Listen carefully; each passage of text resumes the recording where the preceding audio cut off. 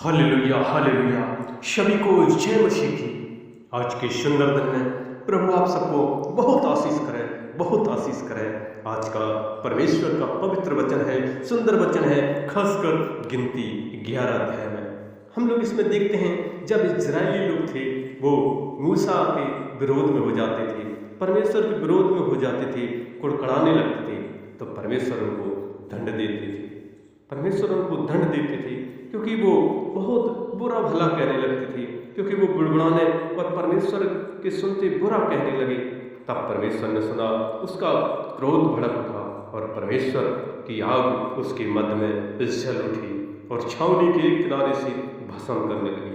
तब लोग मूसा के पास आकर चिल्लाए और मूसा ने परमेश्वर से प्रार्थना की। तब वो आग बुझ गई, क्योंकि परमेश्वर विरोध को और जो क्रोध को प्रभु नफरत करता है। और देखते हैं जब परमेश्वर का भक्त मूसा जब प्रार्थना करता था तभी वो सहायता परमेश्वर करते थे।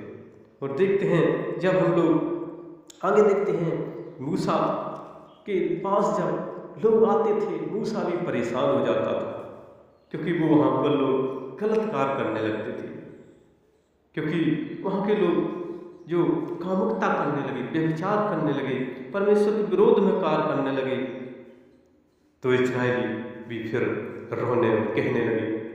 और वो भी कहते थे हमें, क्योंकि वो कहते थे मिस्र में हमें मीट मछली मिलता है, और वहाँ पर भी कहने लगे मुझे कौन देगा इस मछलियों को, मुझे स्मरण है मिस्र में मुझे मिलता था खाने के लिए, वहाँ खीरे मिलते थे, खरबूजे मिलते थे, प्याज, लहसुन।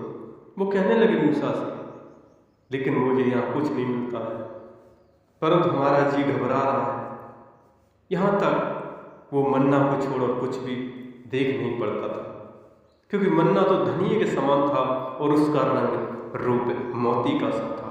लोग इधर उधर जाकर उसे बटोरते और चक्की में पीसते और ओखली में कूटते थे, फिर तसले में पकाते और उसकी फुलके बनाते थे, और उसका स्वाद तेल से बने हुए पुए के समान था। उसका जो स्वाद था बहुत सुंदर था, बहुत अच्छा था, मीठा था, क्योंकि वो रात में जब छावनी ओस पड़ती थी तब उसमें मन्ना गिरता था। और फिर भी वो मूसा से कहते थे मुझे कुछ खाने को नहीं मिलता है। उसके डेरे पर खड़े हुए तब परमेश्वर से मूसा ने कहा कि तू अपने दास से बुरा व्यवहार क्यों करता है, क्या कारण है, मैंने तेरी दृष्टि में अनुग्रह नहीं पाया, तो इन सब लोगों को बाहर मुझ पर क्यों डाला है, क्या ये सब मेरी कूख में पड़े थे, क्या मैं ही ने इनको उत्पन्न किया, जो तू मुझसे कहता है जैसे पिता दूध पीते बच्चे को अपनी गोद में उठाई फिरता है, वैसे ही मैं इन लोगों को अपनी गोद में उठाकर उस देश में ले जाऊं जिनके देने की शपथ तूने उनके पूर्वजों से खाई है। मुझे इतना मीट मछली कहाँ से मिले, मूसा कह रहा परमेश्वर से, क्योंकि ये रो रहे हैं, मैं अकेला इन सब का लोगों का भार नहीं संभाल सकता, क्योंकि ये मेरी शक्ति से बाहर है। मूसा कहने लगा मेरी शक्ति से बाहर है, मैं नहीं संभाल सकता, और जो तुझे मेरे साथ व्यवहार करना है तो मुझसे तेरा इतना अनुग्रह हो कि तू मेरे प्राण एकदम ले ले। मूसा कहने लगा कि मेरे प्राण एकदम ले ले, जिससे मैं अपनी दुर्दशा न देखने पाऊं। तब परमेश्वर ने मूसा से कहा कि तू सुन, इजरायली लोगों में जो पुरनिये हैं और 70 पुरुष ऐसे इकट्ठे कर जो उनके सरदार हैं, और वो मेरे मिलाप वाले तंबू के पास ले आ कि वे तेरे साथ यहाँ खड़े हों। तब मैं उतरकर तुझसे वहाँ बातें करूँगा, और जो आत्मा तुझ में है उसमें से कुछ लेकर उन्हें समाऊंगा, और वे इन लोगों का भार तेरे संग उठाए रहेंगे, और तुझे उसको अकेले उठाना ना पड़ेगा। और उन लोगों से कहा है कल के लिए अपने को पवित्र करो, क्योंकि परमेश्वर कहते थे कि परमेश्वर पवित्र है, और जो पवित्र होता है वही परमेश्वर के पास पहुंचता है। क्योंकि वहाँ पर वो लोग थे, बहुत थे, वहाँ 6 लाख के ऊपर लोग थे। और तब परमेश्वर ने मूसा से कहा, यहोवा का हाथ ऐसा छोटा नहीं है, तू देखेगा मेरा वचन जो तुझसे कहा वह पूरा होता है। तब मूसा ने बाहर जाकर प्रजा के लोगों को यहोवा की बातें कह सुनाई और उनके पुरनियों में से 70 पुरुष इकट्ठा करके तंबू के चारों ओर खड़े किए।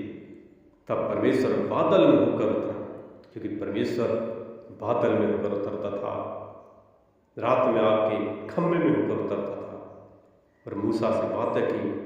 और जो आत्मा उसमें था उसमें से उन 70 पुरनियों में समवा दिया। और जब वह आत्मा उनमें आया तब वो नबूवत करने लगे, भविष्यवाणी करने लगे। उन्होंने ऐसे कभी नहीं की थी, क्योंकि परमेश्वर आता है अपनी आत्मा में तो परमेश्वर उनको अपनी शक्ति से भर देता है। इसलिए हमें परमेश्वर का धन्यवाद करना है। और आगे क्या हुआ, जब हम देखते हैं परमेश्वर ने वहाँ पर बटेरें डाली, क्योंकि वो मीट मछली से वो रो रहे थे। तब परमेश्वर की ओर से एक बड़ी आंधी आई, जो 11 के 31 में पढ़ते हैं गिनती में कि और वो समुद्र से बटेरें उड़ा के छावनी पर और उनके चारों ओर इतनी ले आई कि वे इधर-उधर एक दिन में मार्ग तक भूमि पर 2 हाथ के लगभग ऊंचे तक छा गए। और लोग उठकर उस दिन भर, रात भर, दिन भर, दूसरे दिन भी दिन भर बटेरों को बटोरते रहे। जिसने कम से कम बटोरा उसने बहुत बटोरा। उन्होंने चारों छावनी को फैला दिया।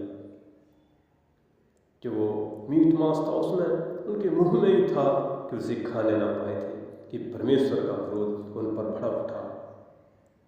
उसने उनको बहुत बड़ी मार से मारा, क्योंकि उन्होंने व्यभिचार कामुकता की थी।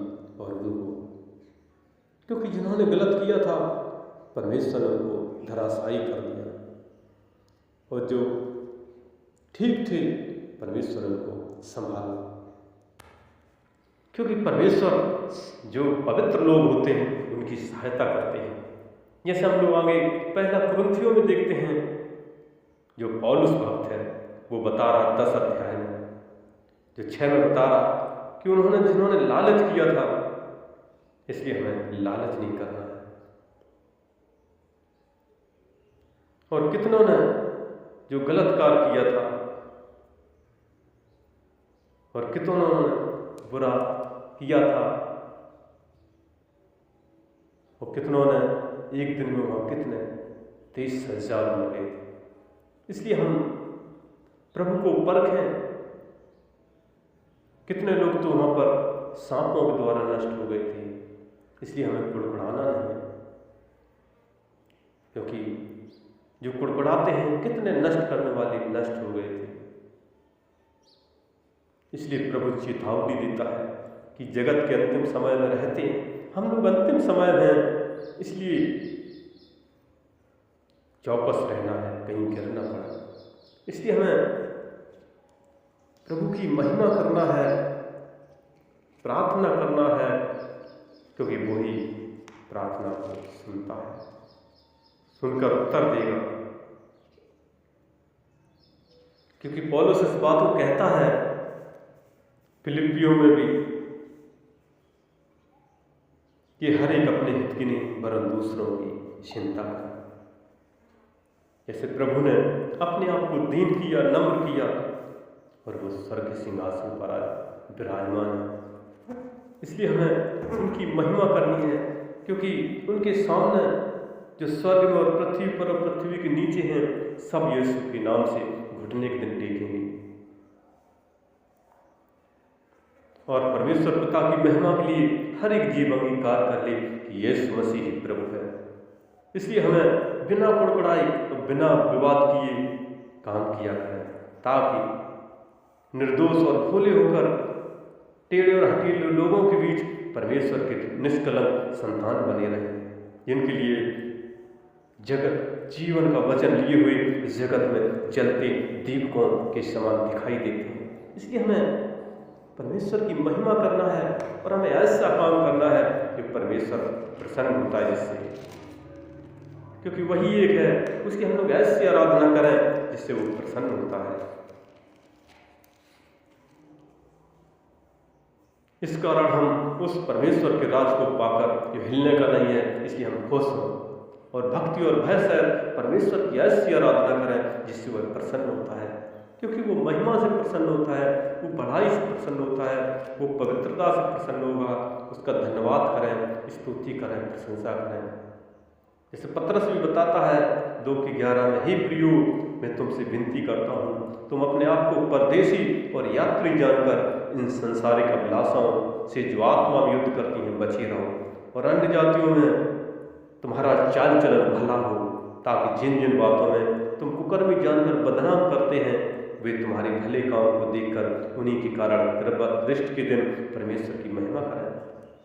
लोग भले ही तुमको गलत समझें, लेकिन तुम पवित्रता से चलो, सच्चाई पे चलो, क्योंकि वही एक मार्ग, वही एक सत्य, वही एक जीवन है, वही अनंत जीवन देने वाला है। जैसा पहले पतरस 1:15 में भी कहा है, जैसा तुम्हारे बुलाने वाला पवित्र है वैसे तुम भी पवित्र अपनी सारी चाल चलन में पवित्र बनो, क्योंकि लिखा है पवित्र बनो क्योंकि मैं पवित्र हूँ। यीशु मसीह कहते हैं जैसे मैं पवित्र हूँ वैसे तुम भी पवित्र बनो। इसलिए उसका धन्यवाद करें, स्तुति करें, प्रशंसा करें, 6 दिन काम करें, 1 दिन आराधना करें, उसके भवन में जाए, उसकी महिमा करें, क्योंकि एक दिन इस संसार से जाना पड़ेगा, इसलिए उसकी महिमा करें। और इस वचन के द्वारा प्रभु आप सबको बहुत आशीष करें। और हमारा अगला वीडियो देखने के लिए हमारे इस नए चैनल को आप लाइक और सब्सक्राइब जरूर करें। धन्यवाद।